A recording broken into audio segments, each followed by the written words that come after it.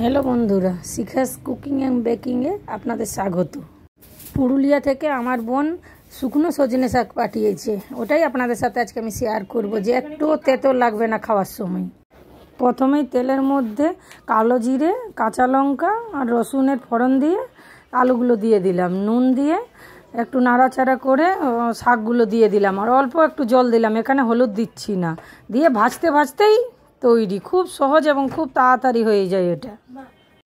আপনারা রেসিপিটা অবশ্যই ঘরে ট্রাই করবেন এবং কেমন লেগেছে আমাকে কমেন্টে জানাবেন। ভিডিওটি ভালো লাগলে লাইক করবেন এবং বেশি বেশি শেয়ার করে চ্যানেলটি ফলো করে পাশে থাকবেন। আপনারা তো সবাই জানেনই যে আমার আগেকার পেজটাতে কি হয়েছিল, তাই এই পেজটিতে আমি যে ভিডিওগুলো দিচ্ছি বেশি বেশি করে শেয়ার করে সবার কাছে ছড়িয়ে দিন।